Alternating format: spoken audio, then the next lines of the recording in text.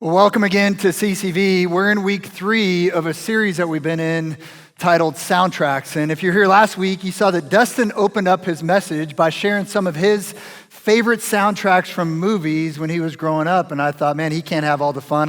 I'm going to do the same thing. So I'm going to share a couple of the soundtracks that are my favorites from growing up. Let's see if, it's going to be an easy test, by the way. Let's see if you can guess what these movies or shows are from. First one. Top Gun, right? Great soundtrack. Now it's multi-generational, like all age kids love this. It's amazing. Let me know if you recognize what movies this soundtrack's from.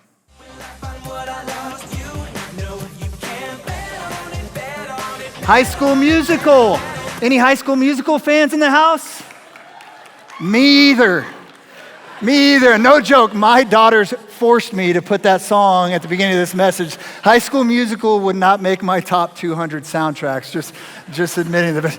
But there's a certain soundtrack that not only sits in my head, but it actually leads to action every time I hear it. I wonder if you can relate to this. Yeah, last week, Dustin played Eye of the Tiger. I'm in total agreement with him that we should have something from Rocky every single service because that song, it just makes you want to go for a run, makes you want to do some push-ups, but certain soundtracks lead to specific actions in our lives. But for many of us, the soundtracks that keep playing in our lives are not from movies or shows. They're actually the words spoken to us from other people. In the first 2 weeks of the series, we've talked about how to remove bad soundtracks. And then we talked about how to replace those bad soundtracks with positive ones. And today we're going to finish this series by looking at how we can be a positive, life-giving soundtrack in other people's lives. And here's what I think I don't have to convince you of today, is that words carry weight. Words have power. Words have power to build people up and to tear them down. Words have power to unite us, and they have power to divide us. In fact, words are so powerful that God created the entire world, everything you see in it, with just his words. He brought life from nothing. Go read Genesis chapter 1, and when you read that, you realize that the reality is that God's words created the world. And our words also create worlds. Think about all the words from other people that you've heard in your life and how many of those words from different moments have shaped who you are and where you find yourself. Words like, great game. Man, you really aced that test. I love you. I'm proud of you. Will you marry me? I'm pregnant. Or I hate you, or you're fat, or I want a divorce, or there's been an accident, or you have cancer. Words carry with them power to shape and create our worlds. 2 summers ago, my family and I went on vacation with my wife's family. We went and spent a week up in Lake Powell. And I ended up driving my father-in-law's truck on the trip, and we were pulling a boat, and we had a week on the lake, and then we're on our way home. We're almost done with the trip on our last stretch, just coming home down I-17, and we had to make one more stop for gas. And so we stopped in Camp Verde, pulled into the gas station, filled up the truck, got back on the road, and about a half mile down the road, the truck shut down. It was totally undrivable. I couldn't figure out what was going on. So I got on the phone, I called my in-laws, and then they asked me the question. They said, did you remember to put diesel gas in the truck?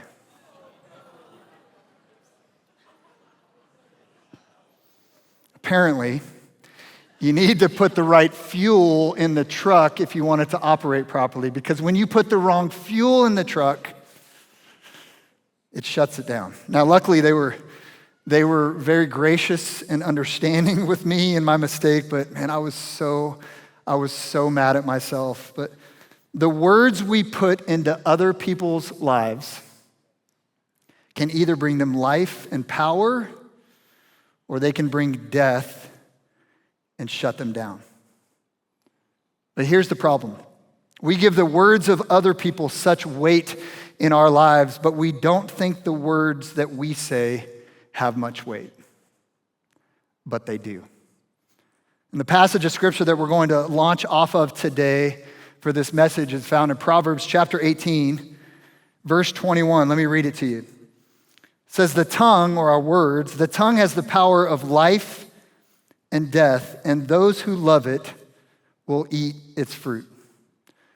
Listen, I think if I asked every single one of us on every campus who's tuning in today, we would all say that we desire to be people that bring life to other people with our words. And every time we see somebody, there's a soundtrack of expectation that plays in their mind. You know that? And the question is, what soundtrack do you want going off when somebody sees you? You want them to say, oh no, they're here. Or, man, I'm so glad that they're here. Brennan Manning said, in every encounter, we either give life or we drain it. There is no neutral exchange. So today's message is really about how we can speak life into other people and be a positive soundtrack for others. And this is what we're going to do today. We're going to make 3 acknowledgments with our words, and we're also going to look at 3 filters we can use to help bring life to people. First acknowledgement that we're going to make is that our words are a reflection of what is happening inside of us. Our words tell us a lot about what is going on in our internal soundtracks, and what is going on inside of us will dictate what comes out of our mouths. In Matthew chapter 12, verse 34, Jesus says these words. He says, for the mouth speaks what the heart is full of. When you listen to yourself, what do you hear? If you have a hard time saying anything positive about anyone or anything, that's probably an indication that you have deeper things that you haven't dealt with in your life. Pay attention to your words. They will tell you a lot about yourself. But this is a message that some of you push back on and say, Travis, I don't speak life. I don't encourage other people. You know why? Because nobody encouraged me when I was growing up. Nobody spoke life into me, and I turned out fine. Did you? Pay attention to your words. They'll tell a lot about your life. Maybe your words show how disappointed you are the way your life turned out. Maybe your words show that you haven't dealt with that abuse that you went through when you were younger. We must first acknowledge that our words are a reflection of what is happening inside of us. The second acknowledgement we need to make is that nobody has a perfect track record with their words. Nobody. We have all made mistakes. In fact, the Bible tells us we all have. In Romans chapter 3, verse 23 says, for all have sinned and fall short of the glory of God. Listen, confession. My words at times have crushed the spirits of the people that I love the most. Sometimes intentionally, sometimes not intentionally. And there's so many words that I wish I could take back. Probably the biggest fight that my wife and I ever got into happened 15 years ago on Christmas Eve. It was during probably the most stressful season in our marriage because we had 5 kids all under the age of 6. Yeah, we didn't always fight. But that night we put the kids to bed, and this should be a joyful time for parents getting ready for Christmas. But my wife started to put together a present that was for her father, she said. And in my mind, I'm thinking, man, we're not going to see your dad until tomorrow night. Why don't you help me get ready for tomorrow morning? Unfortunately, those thoughts that were in my head actually came out of my mouth, and I said something. And it blew up into just an outrageous fight with our words that ended up being about all the other things that had nothing to do with that, right? You ever been in that? Well, it turned out the present that she was working on wasn't for her dad. It was a special present for me from her and the kids. I felt awful. Felt awful that I crushed her spirit, and I felt so bad for assuming the worst from her instead of assuming the best. See, nobody has a perfect track record with their words. But there's good news. There can be a bridge from the mistakes we make with our words that crush people's spirits to speaking life to people. And that bridge is this. What we say after we make a mistake can be the most life-giving, powerful words we speak into somebody else. Words like, I'm sorry. Will you forgive me? Because saying I'm sorry isn't weak. It actually shows strength and maturity and can begin the process of bringing life out of the words that originally brought death. Nobody has a perfect track record with their words. A third acknowledgement that we're going to make is that everybody needs encouragement. Everybody. You ever said to yourself, man, I wish somebody would come into my life and make me feel really bad about myself? Has that ever happened? It's never happened. That's why I love this verse. In Proverbs chapter 16, verse 24 says, gracious words are a honeycomb, sweet to the soul and healing to the bones. We all need encouragement. It's why we keep notes from people that mean so much to us, right? I remember getting a handwritten note from a quarterback, a former Green Bay Packers quarterback named Brett Favre wrote me a handwritten, encouraging note when I was in college, encouraging me as a player and as a leader. I still have that note on my shelf today. It meant so much. He didn't even know me. My wife has kept every single note that our kids have written her over the years. If you go into my office, when my kids write a note on my whiteboard, that note stays up there for months. Why? Because I get encouraged knowing that there are people who believe in me and see me for the man that I want to be. But you might ask the question, who? Who should I encourage? Who should I speak life into? And the simple answer to that is, well, everyone. But the deeper answer to that is start with the people who are closest with you and then work your way out from there.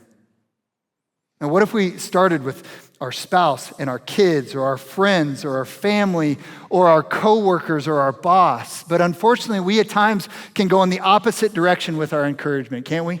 We encourage those who we're not close with, but have a harder time encouraging people who we are close with. Why is that?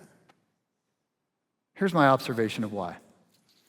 Is that we have a tendency to see the worst in people that we love the most and the best in people that we know the least. We have a tendency to see the worst in people that we love the most, but the best in people that we know the least. In our minds, we hold people up on a pedestal who we really don't know. We just see the outside of what they portray, and then we compare the people that we know most to them. Ashley said it in week 1 of this series, and I'm going to repeat it. In study after study, the number one trait of a great marriage is what? Do you remember this? It's assuming the best about the other person. See, the most powerful relationships happen when the one who knows you the best is the one who believes in you the most. Who should you encourage? Start with those who are closest to you and then work your way out from there. 3 things we acknowledge is that our words are a reflection of what is happening inside of us, that nobody has a perfect track record with their words, and that everyone needs encouragement.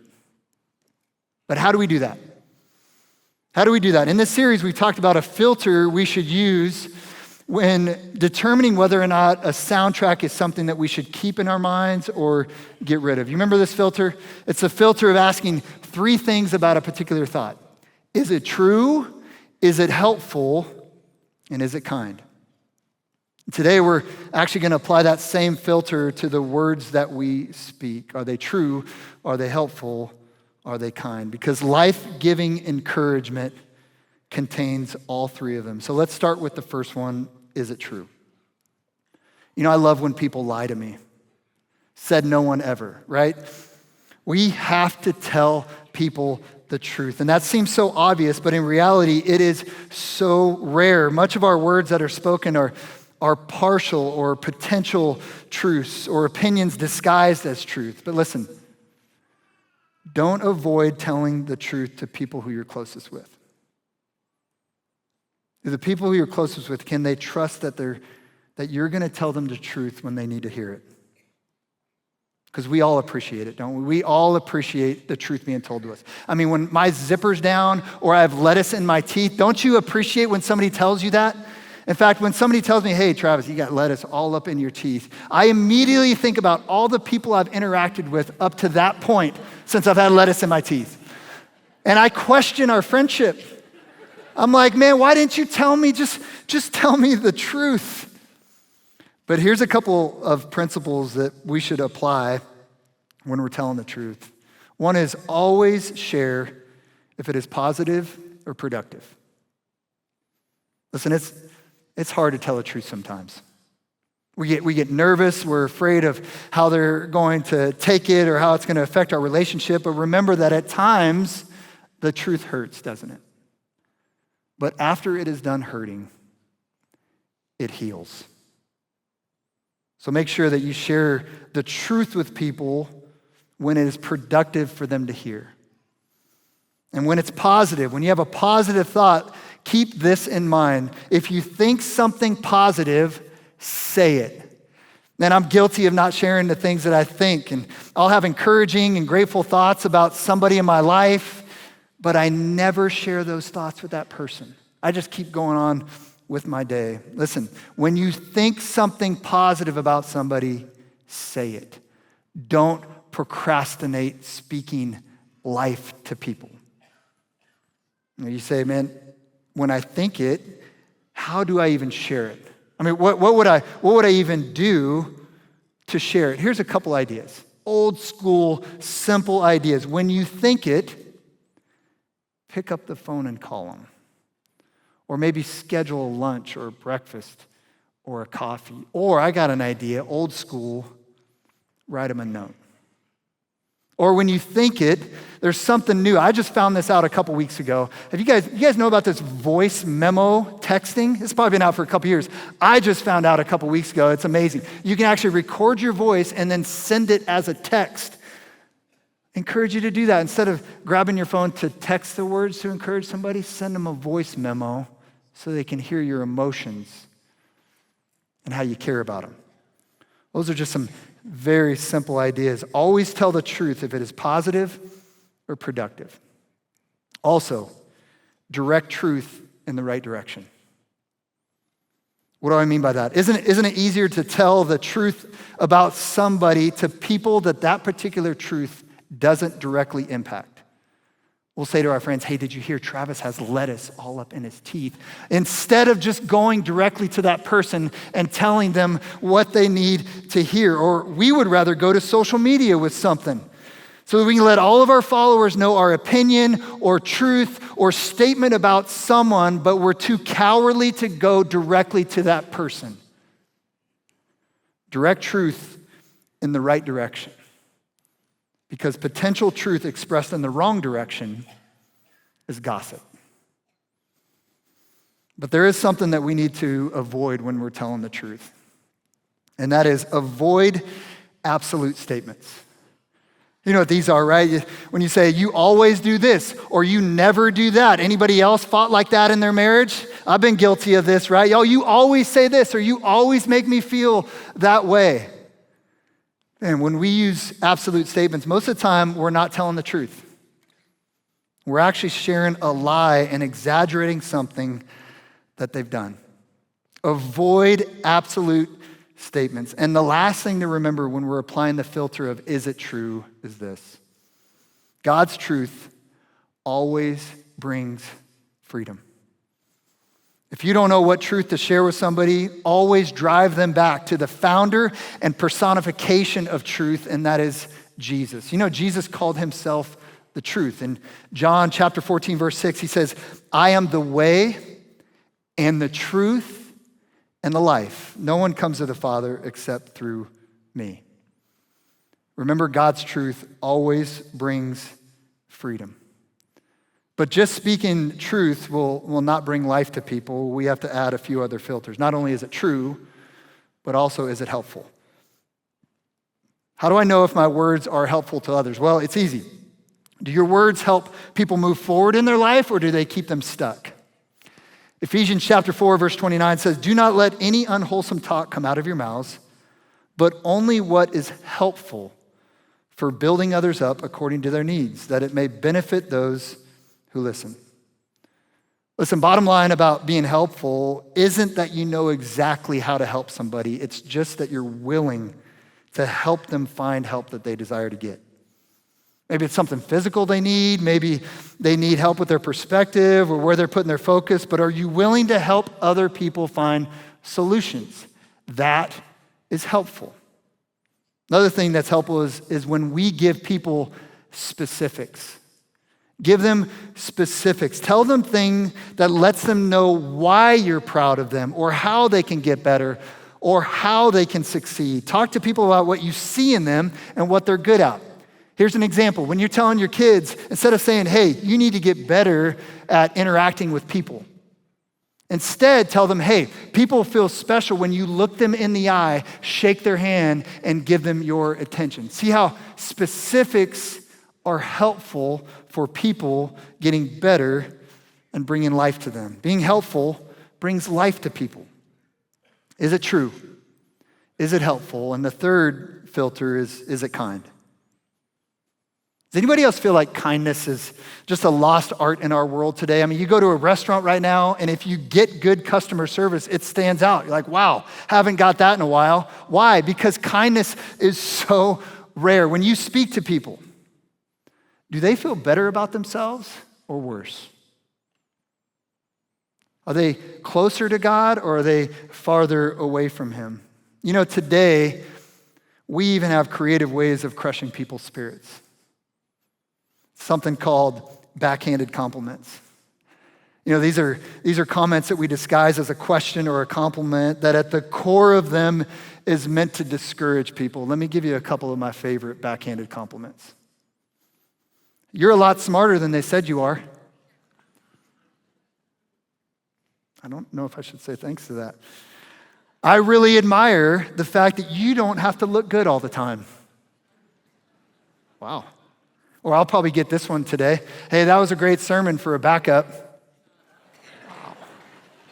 Thanks, Mom. Jeez. Or one of my favorites is, "I always feel smarter after talking to you." I'm not sure if I should say thanks, but listen, kindness starts by having empathy for other people. And empathy can simply be defined as putting yourself in somebody else's shoes. So let me ask you, how do you want people to talk to you? How do we show kindness to people that we love the most? Let me give you one thing. There's a million things. Let me give you one thing that you can practice with the people that you're closest with, and it's this. Praise both publicly and privately, correct privately. When you brag about your loved ones publicly, man, it's life-giving. But when you publicly share all of their shortcomings, it has a tendency to crush their spirit. So let me give you some simple tips that will help us show kindness. And these aren't that profound. They might even be old school, but they're needed in our world today.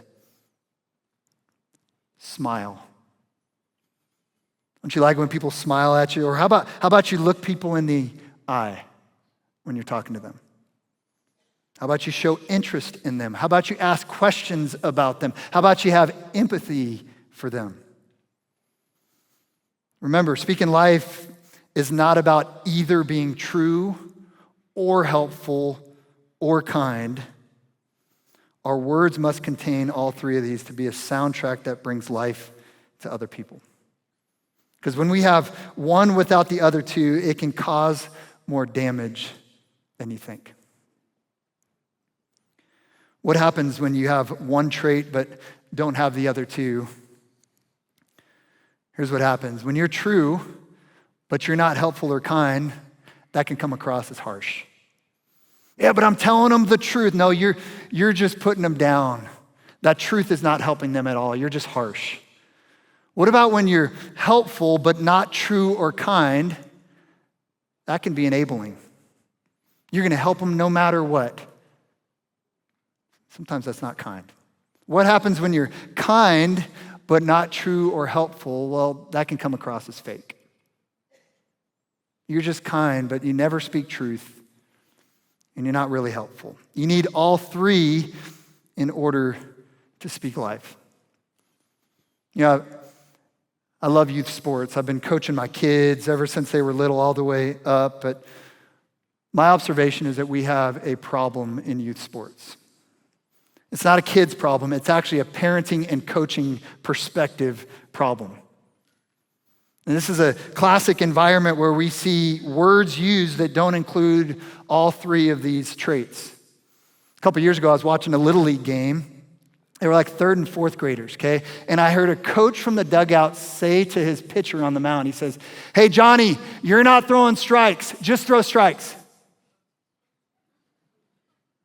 And that was it. I'm like, wow.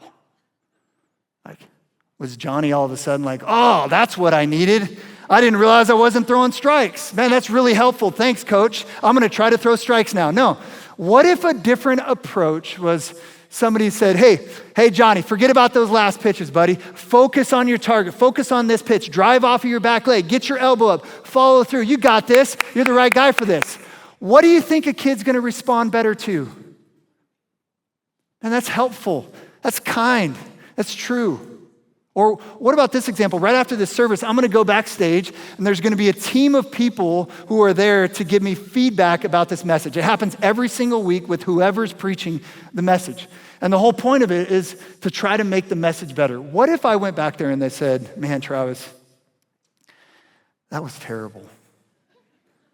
Nobody really got anything out of that. Good luck next service. Go get them." No, they're actually going to give me real feedback that I can use to make the message better. They're going to say, "Hey, say that this way. Don't say that. Say this instead." Ashley's going to be over here saying, "Man, you should add a cat joke." I'm like, no, that's not helpful at all. In order for our words to bring life to people, they have to be true, they have to be helpful, and they have to be kind. What's God leading you to do today? For some of you, the first step that you need to take is you need to ask for forgiveness. You need to acknowledge that, man, my words have been crushing the spirits of the people that are all around us. And you need to just start by saying, "I'm sorry." For some of you, you're thinking to yourself, "Man, I know exactly who God wants me to encourage today that's close to me." And today you need to talk to them or call them or write them or send them a voice text. Listen, there's a dad right now whose son has not heard "I love you." You need to tell him you love him. Spouses, husbands, wives.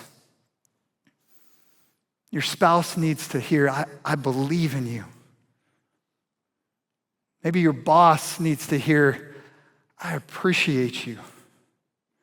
Somebody needs encouragement from you today. This week, somebody asked me, a good friend of mine asked me, "Hey, what are the most powerful words that have ever been spoken into your life?" And it made me think, and I've had so many great coaches and teachers and mentors that have spoken life into me. But you know, the most powerful words that have been spoken into my life have come from the people who I'm closest with. When my mom and dad say, "I'm so proud of you." When my wife says, "Man, I'm so glad I'm married to you." When my kids say or write, "Man, I'm so glad you're my dad." That's the most powerful words I've ever heard. Why? Because everyone needs life spoken to them from the people who are closest to them. So today, as we close out our time and we wrap up this series, I want to speak life over you. I want to speak life over our church and give you a few soundtracks that you can use, some truths that if you're able to get them in your mind, it will actually renew your mind and make it obedient to Christ. but it can also act as a model for what you can do in other people's lives. So right now, I want to ask every single person on every single campus to stand up to your feet if you're able to do that right now.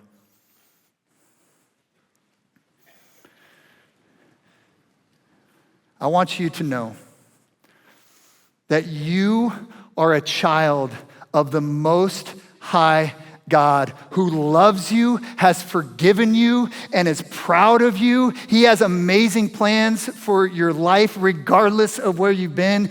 He's created you to be resilient and strong because the same Spirit who is strong enough to raise Jesus from the dead resides in you. And you don't have to relive yesterday or pre-live tomorrow, but God has called you to live today with purpose and passion for him. And today, you can speak life into the people you're closest with. And you can build them up because everybody around you needs it. Listen, because you were created in God's image, you have the power to create worlds with your words. Father, as we wrap up this service and this series right now, Lord, I pray for every single one of us who have these negative, bad soundtracks that keep going off in our minds. Lord, help us remove those that don't honor you. Help us replace them with your word and with truths about our lives that help move us forward. And Lord, may we be soundtracks in other people's lives that bring life, that lift people up and don't crush their spirits. Lord, I pray for every person here, the person that needs to say, I love you, the person that needs to say, I'm sorry, the person that needs to say, I believe in you. Lord, I pray you'd give us the boldness and the courage to say that today to the people who need it the most, who are closest to us. Lord, bless us as we leave here today. It's in Jesus' name we pray. Amen. God bless you guys. Have a great week. Let's go speak life to people.